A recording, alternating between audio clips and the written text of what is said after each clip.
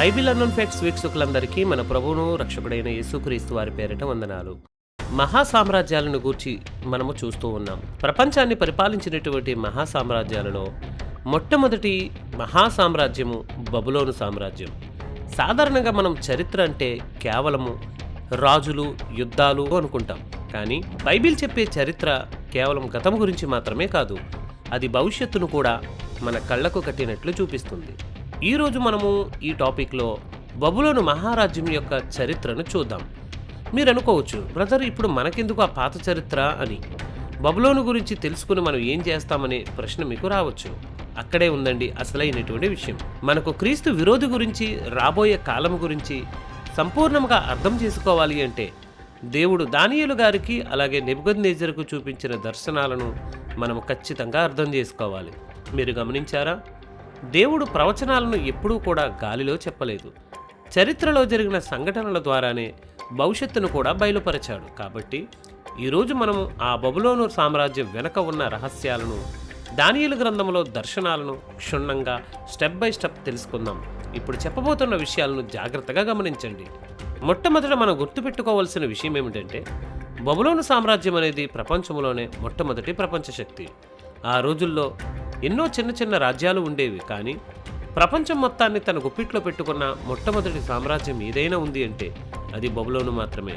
క్రీస్తు పూర్వం 606 నుండి 539 వరకు ఈ రాజ్యం అఫీషియల్గా పాలించింది. మనం ప్రకటన గ్రంథం 13వ అధ్యాయం చూస్తే అక్కడ ఒక క్రూర మృగం గురించి వ్రాయబడి ఉంది.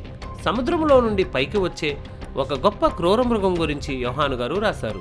ఆ మృగానికి సంబంధించిన లక్షణాలు దానియేలు గారు పాత నిబంధన గ్రంథంలో చూపిన దర్శనాలలో ఎంతగానో పోలి ఉన్నాయి. అసలు దీని అర్థమేంటి? దేవుడు ఎందుకు రాజ్యాలను మృగాలతో పోల్చాడు?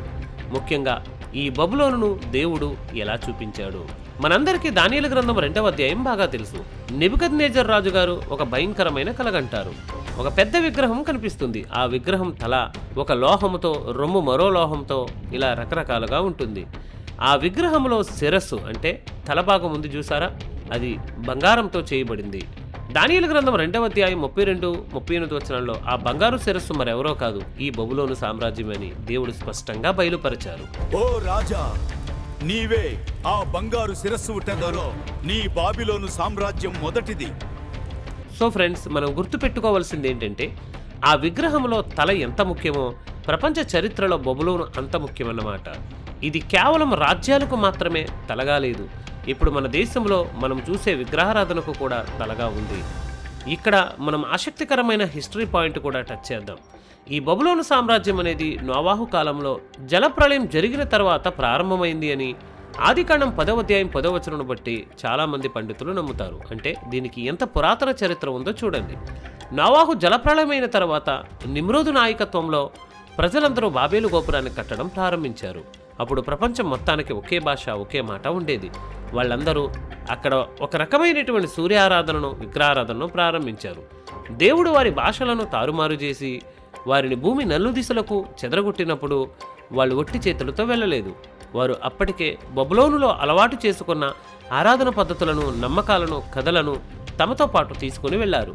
వాళ్ళు వేరువేరు దేశాలకు అనగా ఈజిప్ట్, గ్రీస్, ఇండియా వెళ్ళినప్పుడు భాష మారిపోయింది. కాబట్టి ఆ దేవతల పేర్లు కూడా వారు మార్చుకున్నారు. కానీ ఆ బొమ్మల వెనుక ఉన్న అసలు రూపం మాత్రం బబులోనుదే. కొన్ని ఉదాహరణలు చూద్దాం. ఇవి చరిత్రకారుల అభిప్రాయం ప్రకారం మాత్రమే చెబుతూ ఉన్నాం. బబులోను ప్రజలకు రాత తెలుసు. సింధు నాగరికత ప్రజలకు కూడా రాత తెలుసు. అయితే దురదృష్టవశాత్తు సింధు లిపిని ఇంకా మనము చదవలేకపోతున్నాం. కానీ భావాలను బొమ్మల రూపంలో లేదా అక్షరాల రూపంలో రాయాలి అనే జ్ఞానం బాబేలు నుండి వచ్చినదే. దేవుడు భాషలను తారుమారు చేసినప్పుడు వీరు తమకంటూ ఒక కొత్త భాషను, లిపిని డెవలప్ చేసుకుని ఉంటారు. బైబిల్లో ఆదికాండం 10వ అధ్యాయంలో దేశముల పట్టిక ఉంటుంది. ఇందులో నోవాహు కుమారుడైన షేము వంశంలో యొక్తాను అనే వ్యక్తి కనబడతారు. ఆదికాండం 10వ అధ్యాయము 30వ వచనంలో ఒక మాట ఉంటుంది. వారి నివాసం మేషా మొదలుకొని తూర్పు కొండల వైపున్న సెఫారు వరకు ఉండెను. చాలామంది బైబిల్ స్కాలర్స్ అభిప్రాయం ప్రకారము ఈ సెఫారు మరియు తూర్పు కొండలు అనేది మన భారతదేశాన్ని లేదా హిమాలయ ప్రాంతాలను సూచిస్తుంది.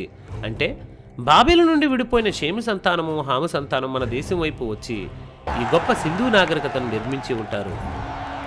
In India, by then the Mahajanapadas were forming.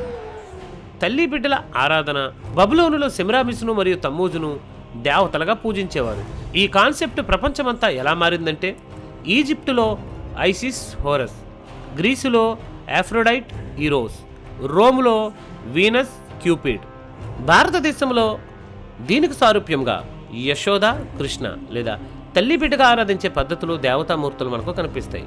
పేర్లు ఏవైనా చంటి బిడ్డను ఎత్తుకున్న తల్లిని పూజించే మూలం బబులోనుది అని పండితుల యొక్క అభిప్రాయం. త్రిమూర్తుల యొక్క కాన్సెప్ట్. బబులోనులో ముగ్గురు దేవతల కాన్సెప్ట్ ఉండేది. అక్కడి నుండి విడిపోయిన ప్రజలు భారతదేశానికి వచ్చినప్పుడు అదే కాన్సెప్ట్ను ఇక్కడ సంస్కృతికి తగ్గట్టుగా మార్చుకుని ఉండవచ్చని చరిత్రకారుల భావన. ఇక్కడ కూడా త్రిమూర్తులు, త్రిత్వదేవుడు అనే ఆరాధన ఎక్కువగా చూస్తాం. పాము ఆరాధన, సూర్య ఆరాధన. నిమ్రోదును సూర్యదేవునిగా భావించేవారు. అందుకే ప్రపంచంలో ఏ మూలకు వెళ్ళినా ఈజిప్టు పిరమిడ్ల దగ్గర నుండి మన కోణార్క్ సూర్య దేవాలయం వరకు సూర్యుని పూజించే ఆచారం కనిపిస్తుంది. ఇది బాబేలు గోపురం దగ్గర నుండే మొదలైంది. మన దేశంలో కూడా పామును ఆరాధించే వాళ్ళు ఉన్నారు. ఈరోజు మనం ప్రపంచంలో లేదా మన దేశంలో చూస్తున్న విగ్రహారాధన, దేవతల కథలు ఆకస్మికంగా పుట్టినవి కావు. ఆనాడు బాబేలు గోపురం దగ్గర దేవునికి వ్యతిరేకంగా నిమ్రోదు స్థాపించిన మతమే. భాషలు మారినప్పుడు, ప్రాంతాలు మారినప్పుడు కొత్త పేర్లతో, కొత్త రంగులతో రూపాంతరం చెందాయి. అందుకే దేవుడు ఇశ్రాయేలులను హెచ్చరిస్తూ అన్య దేవతలను, అన్యజనుల ఆచారములను అనుసరింపకూడదు అని చెప్పారు. ఎందుకంటే అవన్నీ సత్యదేవుని నుండి వచ్చినవి కావు. అవి బబులోను అనే తల్లి నుండి పుట్టినవి. విగ్రహారాధన ఎలా వచ్చిందనే వీడియో మన ఛానల్లో ఉంది. లింక్ డిస్క్రిప్షన్లోను మరియు పైన ఐ కార్డ్స్లోనూ ఇస్తున్నాను. అక్కడి నుండి ఆ వీడియోను చూడండి. అందులో ఇంకొన్ని ఇన్ఫర్మేషన్ ఈ విగ్రహాలను గురించి, ఈ ఆరాధన గురించి ఉంటుంది. ఈరోజు మన దేశంలో ఏ చిన్న పని చేయాలి అన్న ముహూర్తాలు చూస్తాం, పెళ్లిళ్లకు జాతకాలు కలుపుతాం. అసలు ఈ నక్షత్రాలను బట్టి భవిష్యత్తును చెప్పే విద్య ఎక్కడ పుట్టింది? ఇది ఖచ్చితంగా బబులోనులోనే పుట్టింది. బైబిల్లోని దానియేలు గ్రంథంలో మనం కల్దీలను గురించి చదువుతాం. వీళ్లే ప్రపంచంలో మొట్టమొదటి జ్యోతిష్యులు. గ్రహాలను, నక్షత్రాలను దేవుళ్లుగా పూజించడం, రాశి చక్రాలను తయారు చేయడం నేర్పించింది బబులోను వారే. ఆ విద్య ఈరోజు మన పంచాంగాల్లోనూ, జాతకాల్లోనూ కనిపిస్తుంది. యెషయా గ్రంథం 47వ అధ్యాయం 13లో దేవుడు ఈ జ్యోతిష్యాన్ని బబులోను పాపంగా ఖండించాడు.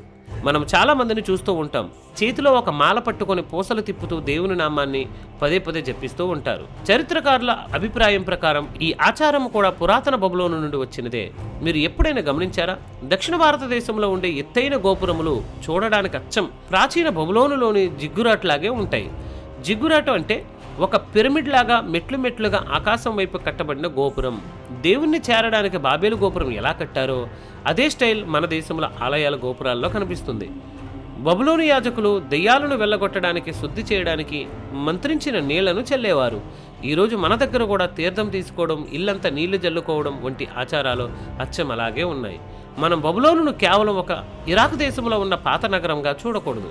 బబులోను అనేది దేవునికి వ్యతిరేకమైన ఒక ఆత్మీయ వ్యవస్థ. ఇప్పుడు ఆ బబులోను ఒక మహాబబులోనుగా మారింది. సింహం మరియు పక్షిరాజు. ఇప్పుడు దానియేలు గ్రంథం 7వ అధ్యాయంలోనికి వెళదాం. ఇక్కడ సీన్ మారుతుంది. ఇందాక విగ్రహాన్ని చూస్తాం, ఇప్పుడు జంతువులను చూస్తాం. Another vision in Daniel 7. 4 terrible beasts come out of the sea. దానియేలు గ్రంథం 7వ అధ్యాయం 4లో మొదటి జంతువు సముద్రంలో నుండి వస్తుంది. అది ఎలా ఉంది? అది సింహము వంటిదే, పక్షిరాజు రెక్కలగలదిగా ఉండెను. ఇక్కడ 2 జంతువుల పోలికలు ఉన్నాయి. ఒకటి సింహం, 2 పక్షిరాజు. ఎందుకు ఈ రెండే? మనం కాస్త లోతుగా ఆలోచిద్దాం. అడవిలో ఉన్న మృగాలలో రాజు ఎవరు? సింహం. ఆకాశంలో ఎగిరే పక్షులన్నిటిలో రాజు ఎవరు? పక్షిరాజు. అంటే భూమి మీద కానీ ఆకాశంలో కానీ ఈ బబులోను సామ్రాజ్యానికి తిరిగి లేదని చెప్పడానికి దేవుడు ఈ పోలికను వాడాడు. సింహం ఎంత బలము కలిగి ఉంటుందో, ఎంత గంభీరంగా గర్జిస్తుందో బబులోను సైన్యం కూడా అంత బలంగా ఉండేది. నెబుకద్నెజర్ రాజు కూడా తనను తాను సింహంతో పోల్చుకునేవాడు. ఇర్మియా గ్రంథం 4వ అధ్యాయం 7వ వచనంలో సింహం తన పొదలో నుండి బయలుదేరింది అని రాజును గూర్చి వ్రాయబడి ఉంది. అలాగే పక్షిరాజు దేనికి గుర్తు? మరి వేగానికి గుర్తు. బబులోను సైన్యం ఇతర దేశాల మీదకు దండెత్తినప్పుడు పక్షిరాజు ఆకాశం నుండి తమ వేట మీదకు ఎంత వేగంగా దూసుకొస్తుందో అంత వేగంగా వచ్చి శత్రువులను జయించేవారు. ఇది ఇర్మియా గ్రంథం 4వ అధ్యాయం 7వ వచనంలో, హబక్కూకు గ్రంథం 1వ అధ్యాయం 8వ వచనంలోనూ చూడొచ్చు. ఇక యెహెజ్కేలు 17వ అధ్యాయంలో కూడా నానా విధములకు రంగులు గల రెక్కలు కలిగిన గొప్ప పక్షిరాజు అంటూ నెబుకద్నెజర్ను పోల్చడం మనం చూస్తాం. అంతేకాదు పురావస్తు శాస్త్రజ్ఞులు బబులోను శిథిరాలను త్రవ్వినప్పుడు అక్కడ వారికి దొరికిన విగ్రహాలు ఎలా ఉన్నాయో తెలుసా? రెక్కలు కలిగిన సింహాలు. అంటే బైబిల్ ఎంత ఖచ్చితమైనదో చూడండి. దానియేలు గారు ఏ దర్శనం చూశారో బబులోను వాళ్ళు అదే సింబల్ని తమ జాతీయ చిహ్నంగా పెట్టుకున్నారు. దీనిని బట్టి మనం అర్థం చేసుకోవచ్చు మన పరిశుద్ధ గ్రంథం ఎంత వాస్తవమైనదో.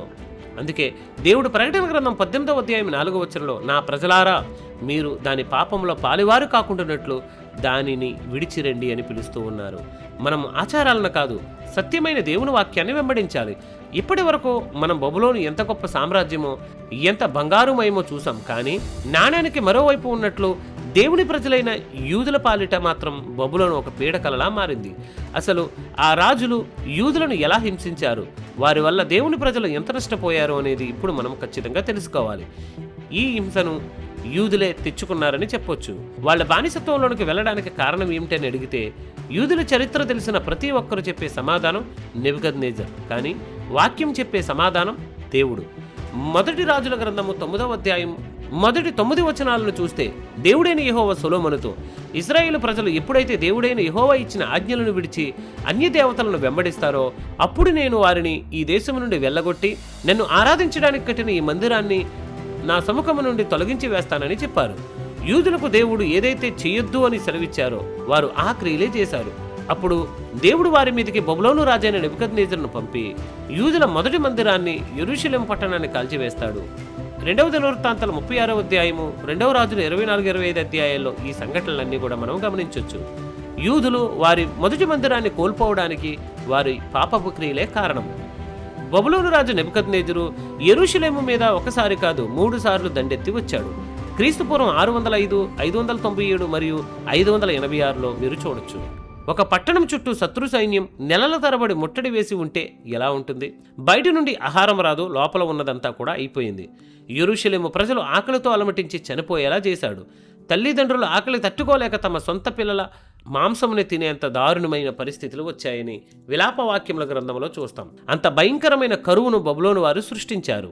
Keep moving. Faster now. Please, we are so tired. Have mercy on us.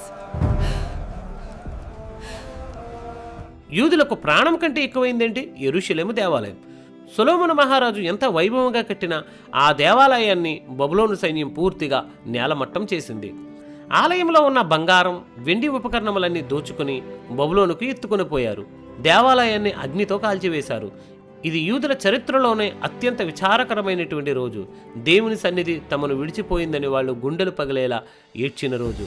అప్పట్లో యూదారాజుగా ఉన్న సిద్కియా విషయంలో నెబుకద్నెజరు ఎంత క్రూరంగా ప్రవర్తించాడో చూడండి. సిద్కియా పారిపోవడానికి ప్రయత్నిస్తే అతన్ని పట్టుకొని అతని కళ్ళ ముందే అతని కుమారులను చంపేశాడు. ఆ తరువాత సిద్కియా 2 కళ్ళను పీకించి అతనిని గొలుసులతో కట్టి బబులోనుకి లాక్కొని పోయారు. ఇది 2వ రాజుల గ్రంథం 25వ అధ్యాయంలో చూడవచ్చు.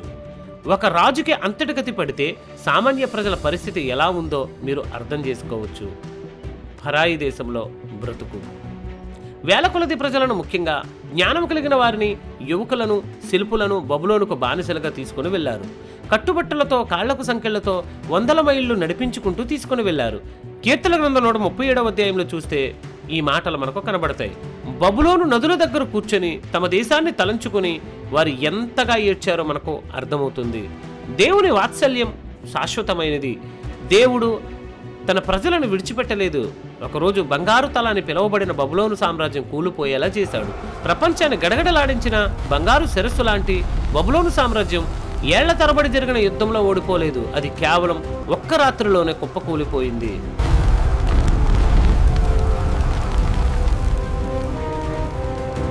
తరువాత వెండి రాజ్యం బబులోను సామ్రాజ్యాన్ని మదీయ పారశీక సామ్రాజ్యము ఓడిస్తుంది. అసలు అంత పెద్ద సామ్రాజ్యం ఒక్క రాత్రిలో ఎలా పడిపోయింది? శత్రువులు లోపలికి ఎలా వచ్చారు? దీనికి ప్రధానంగా 2 రకాల కారణాలు ఉన్నాయి. ఒకటి ఆధ్యాత్మిక కారణం, రెండోది రాజకీయ వ్యూహం. నెబుకద్నెజరు చనిపోయిన తర్వాత కాలక్రమేణా అతని మనుమడైన బెల్షస్సరు రాజుగా ఉన్నాడు. దానియేలు గ్రంథం 5వ అధ్యాయంలో ఈ సందర్భాలను చూస్తాం. ఇతనికి దేవుడంటే భయం లేదు, పైగా విపరీతమైన అహంకారం. బబులోను పడిపోయిన ఆ రాత్రి ఏం జరిగిందంటే, బెల్షస్సర్ రాజు తన 1000 మంది అధికారులకు ఒక గొప్ప విందు చేయాలని ఏర్పాటు చేశాడు. అందరూ మద్యం మత్తులో ఉన్నారు. అప్పుడు రాజుకు ఒక దుర్బుద్ధి పుట్టింది. తన తాతగారైన నెబుకద్నెజరు యెరూషలేము దేవాలయం నుండి తెప్పించిన దేవునికి ప్రతిష్టాత్మకమైన బంగారు పాత్రలను తీసుకుని రమ్మని ఆజ్ఞాపించాడు. దేవుని సన్నిధిలో వాడే పవిత్రమైన పాత్రలను వీళ్ళు మద్యం పోసుకుని త్రాగుతూ తమ రాతి దేవుళ్లను చెక్క దేవుళ్లను స్తుతించడం మొదలుపెట్టారు. ఇది దేవునిని సూటిగా అవమానించడం, కళ్ళు మూసుకుపోయినటువంటి గర్వంతో చేసినటువంటి పనిగా దేవుడు గుర్తించాడు. అందరూ చూస్తుండగానే గాలిలో మానవుని చేతివేళ్లు కనిపించి గోడ మీద ఒక మాటను రాశాయి. రాజు భయముతో వణికిపోయాడు. అతని మోకాళ్ళు నిలబడలేదు. ఆ చేవ్రాత ఏంటంటే మెనే మెనే టెకెల్ ఉఫార్సిన్. దీని అర్థాన్ని దానియేలు గారు వచ్చి వివరించారు. మెనే, దేవుడు నీ రాజ్యాలన్నీ లెక్కించాడు, దాన్ని ముగించాడు. టెకెల్, నిన్ను త్రాసులో తోచగా నీవు తక్కువగా కనబడ్డావు. ఫెరెస్ అనగా ఉపార్సిన్, నీ రాజ్యం విభజింపబడి మాదీయులకు పారసీకులకు ఇవ్వబడింది. ఆ రాత్రే దేవుని తీర్పు వచ్చేసింది. బబులోను ఆ ఇష్యూ తీరిపోయింది. ఇప్పుడు మీకు డౌట్ రావచ్చు, బ్రదర్, బబులోను గోడలు చాలా ఎత్తైనవి, మందపాటివి కదా, శత్రువుల లోపలికి ఎలా వచ్చారు అని. ఇక్కడనే కోరెస్ యొక్క తెలివితేటలను మనం చూడాలి. బబులోను నగరం మధ్యలో యూఫ్రటీస్ నది ప్రవహిస్తూ ఉంది. నగరం గోడల క్రింద నుండే నీళ్లు లోపలికి వెళతాయి. కోరెస్ రాజు ఏం చేశారంటే తన సైన్యంతో ఆ నదీ ప్రవాహాన్ని దారి మళ్లించాడు. నగరంలోనికి వెళ్లే నీటి మట్టం తగ్గిపోయింది. ఆ రాత్రి బబులోను ప్రజలందరూ పండగ మూడులోనూ మత్తులోనూ ఉన్నారు. నదిలో నీళ్లు తగ్గిపోయాయి అని, బురదలో నుండి శత్రు సైన్యం గోడల కింద నుండి నడుచుకుంటూ లోపలికి వచ్చేసిందని వాళ్ళు గమనించలేదు. లోపలికి వచ్చాక కోరెసు సైన్యం రాజనగరు తలుపులను పగలగొట్టి ఆ రాత్రే బెల్షస్సర్ రాజును చంపేశారు. అలా ఒక్క రాత్రిలోనే బబులోను మహాసామ్రాజ్యం పతనమైపోయింది. ఇది క్రీస్తు పూర్వం 539లో జరిగింది. ఈ కోరెసు అనేటువంటి రాజు పుట్టకముందే 150 సంవత్సరాల క్రితమే యెషయా ప్రవక్త ద్వారా దేవుడు అతన్ని పేరు పెట్టి మరీ పిలిచారు. యెషయా గ్రంథం 45వ అధ్యాయము 1వ వచనాన్ని చూడండి. యెహోవా తాను అభిషేకించిన కోరెసును చూచి ఇలాగు సెలవిచ్చుచున్నాడు, ఇత్తడి తలుపులను పగలగొట్టెదను, ఇనుప గడియలను విరిచివేసెదను. దేవుడు ఎంత గొప్పవాడు! కోరెసు ఇంకా పుట్టలేదు, కానీ దేవుడు ఎలా బబులోనును జయిస్తాడో, నదులను ఎలా ఎండిపోయేలా చేస్తాడో యెషయా గ్రంథం 44:27లో దేవుడు ముందుగానే చెప్పారు. బబులోను కూలిపోవడానికి ప్రధాన కారణాలు ఏమిటి? గర్వం. మేము ఎప్పటికీ కూలిపోము అనుకున్నారు. యెషయా గ్రంథం 47:7 ప్రకారం దేవుని పట్ల నిర్లక్ష్యం, పవిత్రమైన దేవుని సామాగ్రిని అవమానపరిచారు. క్రూరత్వం. దేవుని ప్రజలను వారు అనేక విధాలుగా హింసించారు. మన జీవితాల్లో కూడా గర్వం వస్తే ఎంతటి బబులోను గోడలైనా దేవుని ముందు నిలబడలేవు అని ఈ చరిత్ర మనల్ని హెచ్చరిస్తుంది. బంగారు శిరస్సు నేలకూలింది. దాని స్థానంలో వెండి అనబడే మాదీయ పారసీక రాజ్యం అధికారంలోనికి వచ్చింది. ఈ సామ్రాజ్యం గురించి మరింత వివరంగా నెక్స్ట్ వీడియోలో చూద్దాం. నెబుకద్నెజరు అంతటి గొప్ప రాజును కూడా దేవుడు ఒక నిమిషంలో గడ్డి మేసేలా చేశాడు. మళ్ళీ సింహాసనం మీద కూర్చునిబెట్టాడు. మన జీవితంలో హెచ్చించాలన్నా తగ్గించాలన్నా అది దేవుని చేతిలోనే ఉంది. మీరు ఆశ్చర్యపోవచ్చు, బబులోను రాజ్యం కూలిపోయింది కదా అని. భౌతికంగా ఆ రాజ్యం పోయి ఉండవచ్చు, కానీ ప్రకటన గ్రంథం 17-18 అధ్యాయాల ప్రకారం ఆ బబులోను ఆత్మ అంటే స్పిరిట్ ఆఫ్ బాబిలోన్, ఆ గర్వం, ఆ విగ్రహారాధన, ఆ ధనాపేక్ష ఈ రోజుకి ప్రపంచాన్ని ఏలుతూనే ఉంది. క్రీస్తు విరోధి కాలంలో కూడా ఇలాంటి గర్వంతో కూడిన వ్యవస్థ లేస్తుంది. కానీ మనం భయపడాల్సిన పని లేదు. ఎందుకంటే సింహాల నోళ్ళు మూయించిన దేవుడు, రాజులనే మార్చిన దేవుడు మనకు తోడుగా ఉన్నాడు. ఒకప్పుడు యూదులను హింసించింది బబులోను రాజ్యమే. మహాశ్రమల కాలంలో మరలా హింసించబోయేది బబులోను రాజ్యమే. ఈ లోక సామ్రాజ్యాలన్నీ అది బంగారమైన సింహమైన ఏదో ఒకరోజు క్రీస్తు పాదాల దగ్గర కూలిపోవలసిందే. రాబోయేది మన క్రీస్తు రాజ్యము. నెక్స్ట్ వీడియోలో మనం ఈ బబులోను తర్వాత వచ్చిన మాదీయ పారసీక సామ్రాజ్యంను గూర్చి, ఎలుగుబంటి దర్శనం గూర్చి వివరంగా తెలుసుకుందాం. ఈ వీడియో కనుక నచ్చితే ఈ వీడియోను లైక్ చేయండి, షేర్ చేయండి, మన ఛానల్ సబ్స్క్రైబ్ చేసుకొని బెల్ ఐకాన్ని క్లిక్ చేయండి. దీనికి రిలేటెడ్గా ఉన్నటువంటి వీడియోస్ ఆల్రెడీ మన ఛానల్లో కొన్ని ఉన్నాయి. వాటి లింక్స్ కూడా మేము డిస్క్రిప్షన్లో ఇస్తూ ఉన్నాం. Thank you.